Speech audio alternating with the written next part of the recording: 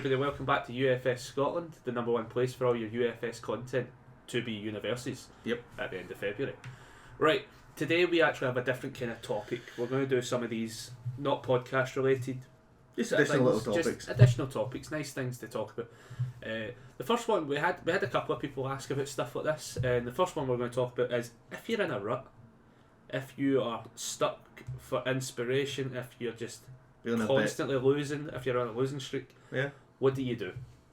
How could you help yourself maybe move on a wee bit from doing the same thing? Yeah, what can happen to you? What kind of like levels? It's not as much depression, but like it's like what levels of kind of bad play do you end up falling into because you're kind of stuck? So I'm going to start with explaining year one for me personally. What I would consider was me quite in a rut. So year one for us both we started with Bebop. Yes. So it gives you a bit of an idea of how long we've been playing. What's that, 2 years now? About 2 years. Aye. About 2 years. So year one for me, we started with Bebop, and I didn't get to make any of the events for Bebop. No. I think I had like the starter kit, and then by the time Mortal Kombat came around, that was where I was able to get time off work. Yeah. So Mortal Kombat came out. My blind pick, which I've done with every set, has been I pick a character if I think it's going to be in it. If it shows up, I've just got to play it. Yeah. Luckily for me, Goro was my blind pick. Well, there were only so many characters in the game. Yeah. And so I picked Goro, and I really had a bad year with Goro. I had one of those years where like you know when you hear people leave the game because they're not enjoying it. I probably should have been in that category. You were based off of my first year. A bad point in your first year of just you was more of you were doing the insanity thing of you weren't changing much and expecting the different result type of thing. Yeah, so like most of the events, I didn't make every event, but I think 7th place in like 8-man competitions and stuff like that was probably the best I was getting. It was one of those ones where, as Adam said, I wasn't changing much. We'll go into that in a bit of depth as well. Yeah. Kind of like resolutions, but I was changing wee bits and footing with numbers, and I was playing once a month, and just nothing was working. Like it was like, but it was at the same time as well where I was like, nah, I don't want to give up on the character. I just didn't know what to do with him at a point. Yeah. Look at you now. Yeah. Still playing the same character. Well, yeah, still playing the same character. 5th place in the UK. Like, it's a complete turnaround. Yeah. For me personally, resolutions I've noticed, with at least with the ones I employed myself, genuinely change up the character. Like, I know when Street Fighter and Darkstalkers came out, I went to Akuma. Yep. And I played a couple of matches with them and stuff like that. Just give yourself a refresh. Honestly, like I think that's if you just change playstyle, because characters have different playstyles. Yeah, just do something different. Even if it's a worse character, just to get out of the sort of play set you're in. Yeah. Just throw it completely to the window and pick something else. It's not that you're giving up on the character and you're not going to figure it out, but sometimes you need a break. You definitely need that kind of like change it a thought process on characters. Definitely. That was definitely one way. As I say, Street Fighter and that came out, I then picked Akuma, played a wee bit of him. Not saying I did much better with him, I did a wee bit better. Was very popular at the time, so Akuma was long games. But when I went back to Goro, I was able to look at a different mindset. And then when I made changes that time round, that would have been hitting into the second year. Yep. Where, first premiere event in the second year I was second. Yep. Rise of Goro. Literally the Rise of Goro. Like second place, I think. Like 2019. First that January, you got second. I think I got third. Yeah, something like that. Was that the one where it was a ridiculous one? Michael. That was the one at the Rumble or something like that. Oh, that was one where you had to play back at the flat. To go back to the flat. That was a funny one. But from 2019, there wasn't an event I didn't top 4 at. Literally every event that I was at top 4, and it was typically with Goro, Gil, or Akuma.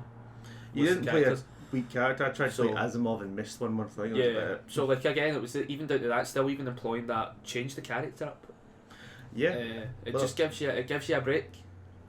Or try something unexpected. Gordon, obviously, for his first year. My weirdest one that I found I've now played for a year has been Jada. So going into Darkstalkers and especially Street Fighter as well, the big character that we all thought of was going to be huge was Akuma. and everyone wanted to play it, so I'd gone him away, bought a bunch of set, got the Akuma cards, and then we went into one of the drafts, and went in a draft and went, okay, I'll play someone completely different, I'll pick Jada, see how he does, and played through the draft as Jada, and loved every single second of playing as that ridiculously dumb character the entire time, and then from there I went from playing Jada at the draft, gave away Akuma stuff and traded stuff to go and get Jada's Ultra Spheres, got the distractions, and for the first 6 or 7 months was trying to play Distraction Destruction Jada. Right, it was just fun for me to try and go, okay, I'm more control deck, let me just try and take away everything you've got and then just beat you to death when you don't have anything, kind of thing. So, and I've played it for a year now, and it really is the deck I will fall back on all the time. I'll try and at this point not play it as much because it's refined to the point where it's unfun for some people to play against, so I'll play different things, and I do have a wee library of little decks I like to play that are fun. A big one would be, if you're in a rut and you're feeling like you're not playing something new or different, or it's just the same thing over and over and over again, just put that deck to the side or take it apart and build something new, or even maybe spin the wheel, roll the dice on Ultra, just randomly pick a character. Just get away from the character you're having issues with. Yeah, if you find an attack you really want to play in your collection and go, who can play this? Not the character you always play, a different one completely, and see how you can work it into it and do something fun with it. So like changing up characters is typically a main thing I would say to like getting out of that phase of mind. Yeah. The second thing I would say now comes into a deck building perspective. Definitely. Changing one card isn't changing a deck. No. Changing a handful of cards is still not changing a deck. I would honestly say if you're not changing at least 10 cards, right, like you're not changing enough where you're going to see a difference. No. If you've got a deck that performs really well but maybe needs a few tweaks, and yes, a couple of card refinement makes sense. If it's winning games, yes, tweaking 1 or 2 cards is the way to go. Obviously don't mass change a deck, but if it's not working, if you're hitting maybe 3-4 losing streak kind of games, like you're at 4 in a row where you've lost, so obviously something either, now fair enough, sometimes you just aren't getting the good games. I know it happens, it has to happen eventually. You're playing a low health character, but if it's a character you've built and you're hitting the kind of losing streaks and nothing's adding up, obviously something needs to change in the deck. Yeah, it might be the fact if you've gone and picked a character and you're trying to play it, you've maybe looked online or other inspiration sources to try and build your deck up, and you're having an issue in your local meta. Yeah, local meta is always different. Yeah, if you've looked on Ultra, found a deck you like, and taken that deck and changed it a bit to suit yourself, that's great. That's your playstyle. But if it's still, you're feeling a bit disenfranchised and disillusioned, going, why has this done so well previously elsewhere, or why is this character top rated when I can't win any games, it might be your local meta. You can't just go and take any deck and put it into another meta and expect that it'll work. We have decks in our meta that, Jada will debuild you, so it doesn't matter what fancy shenanigans you're trying to do there, you're not going to have it. Essentially, Goro will either sit there and not let you kill him as an Earth Goro, or all Goro will go, I've got the card advantage, I don't care who you are. Type of thing.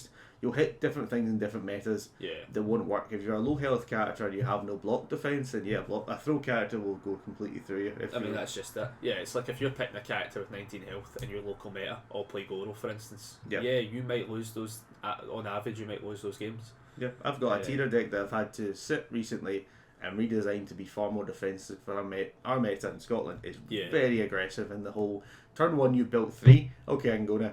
I think it's common elsewhere, but it's more of you've built 3 or 4 and your next hand has 3 attacks in it, you're going to swing, but you're not going to sit back. Personal experience for our meta is typically you build, then you attack. Especially if you're up against someone 19 health, go, I need to hit you twice. Or once in some cases, some attacks and go 19 health dead. Yeah, totally. 1-0. So obviously, changing the deck, you really need to change it. Modify it to suit your meta, and don't not talk to people about it. That's it as well. Post it up in Ultra. Post it on the UFScotland page. Like, has anyone thoughts? Yeah, everyone's more than happy to help with it. We might have played it or that's just it. Somebody might have had a build similar to it and said, "Here's how I fixed my build." There's enough people in the community that are willing to help, I think. Or if you want to play something that's just, if you want to play a deck that we would consider fun, if we were to say what is a fun deck to play that has a daft gimmick in it, mine is my first character I ever played, Bebop. Mad Power. Yeah. Great character, still love playing him. Nowadays you can try and do the gauge unblockable stuff. When I first played them though, it was mill, it was Punchy Judy, it was killing one hit. I still find that great fun because it's very much just that I've got one trick. If you can stop trick one, oh I'm dead. But I still have fun playing it, kind of thing. And like for me personally, decks I consider like fun decks is decks that shouldn't win. Like I'm picking up like Liu Kang 2 dots and stuff like that. If you'll see me play with random stupid stuff like Yamato Man and stuff. I took Baelkar to top 4. Just because I thought Baelkar, he's terrible and still managed to do well with them. Yeah, it's like I'll pick up random characters now and build them and play them and have more fun out of playing the random stuff. Yeah. Than the competitive scenes. If it's just stuff. A weird wee character you want to play, like Baelkar, I went, haha, it'd be funny if I can just continuously neg a check. Like, okay, I'll play it.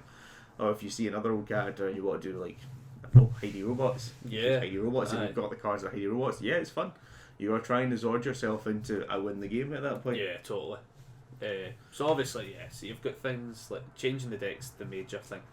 Responding to your local meta is a big one for deck building that's basically it. Yeah, respond to your local meta, changing your deck, changing the character sometimes when needed.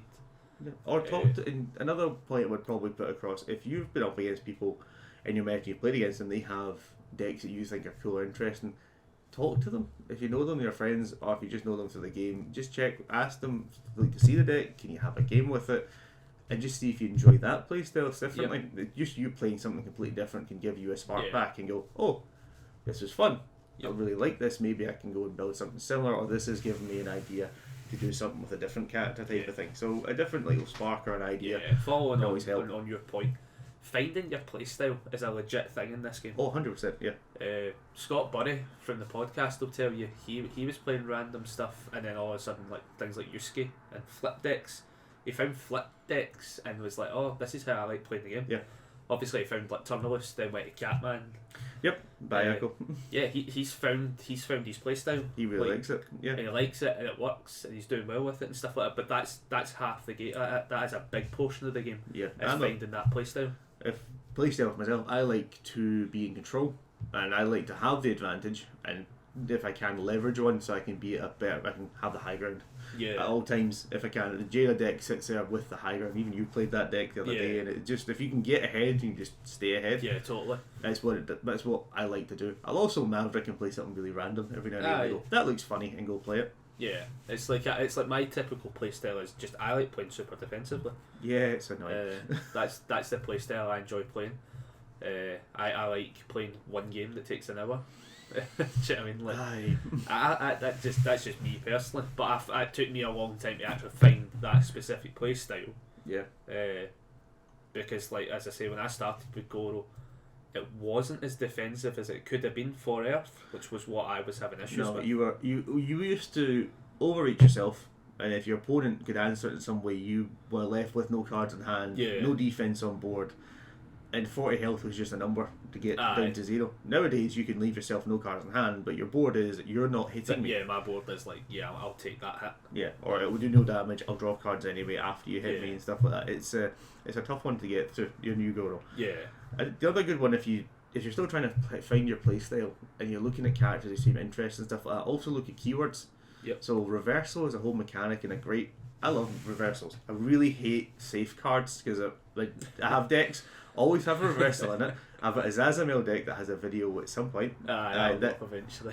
Is that okay? I'll do this. No, it's safe. Yep. The whole deck doesn't run without safe. Jada has got reversals in it as well. I think the only deck that recently doesn't have any is Tira because she's awkward. Our current build, but that's it can change as well. But if you find a keyword, mine's reversal, I love it. If you love stuff like Breaker, making opponent's life difficult for attacking, that's another good one. And then you do have all the wee keywords for just certain ability, charge, slam, kick, throw being half damage and stuff like that. But if you like those ones and you like charge, free, kick stuff, go look at Chun-Li. Yeah. He loves all that. Go look at some of the older characters, like the Street Fighter characters, are all keyword specific in what they do. I mean, I tried DJ at one point just because it looked funny. And it was good fun. DJ, let's go, okay, these all have plus or minus something, and I can commit to draw 4 or 5 cards. Yeah, it was good fun when I played it. Yeah, it's like even just like find the gimmick, essentially, at that point. Yeah.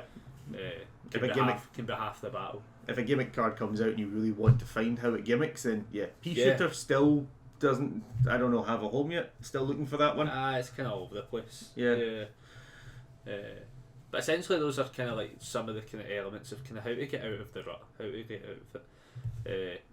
Because like everybody, I think at some point, and especially in any game, is going to hit that stage. Yeah. Where it's like, yeah, use these these are just personal tips as such. These might not work for you.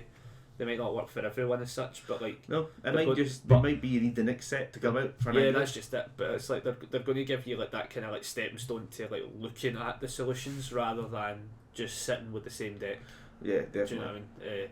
Because at the end of the day, if you hit that kind of phase, you'll end up just quitting. Yeah, which is unfortunate. It's happened in our meta. We've had it happen in our meta with guys. They just couldn't get it. Like not couldn't get it, but they just couldn't get out of that phase of mind. Yeah, it was unfortunate they couldn't find a new niche, a new thing to do, Yeah. a new way to move. And still, if you get characters, if you had like back in the MK days, we did have a slate of characters banned all at once. At that point, Yeah. you lost Liu Kang, you lost Quan Chi, and again before that was Twinkle Murdoch because she was broken when she was original. Yeah. She now is terrible. But the good thing about Jasco as a company is even if they were your favourite characters and they unfortunately went away, you can do one of the things or some of the things we've tried to suggest to try and find something new to do. A new character, another character might do something similar, or as Jasco does, they re-release the character, Yeah. and as best they can, they try and make it more balanced and more fair in the meta at the time. It won't come back the same because Yeah. it was banned for a reason. Yep. It's not like it can go away, come back exactly the same, and yeah, you're fine again. No, if Liu Kang went away and came back the same way again, I'd probably find every copy in Scotland and burn it. Hated the original Liu Kang with a passion. Didn't have a problem with Quan Chi, and Twinkle Murdoch was just like, okay, it's time to win. Not I hit you or anything. I win. Yeah. That was a very stupid mechanic she could do, but it's a good one. Your favourite character always come back. A new set with the licenses will always come back around again. Yeah. Again, Street Fighter, my favourite character is Bison. Old Bisons are brilliant. Yeah. Current once we've Bison seen the is- legacy ones. Yeah. Current Bison is new Bison should be. If he follows a rota for all these other new characters. Well, yeah, that's just it. Yeah. But yeah, hopefully some of these kind of tips, personal experiences, kind of help you get out of that kind of phase.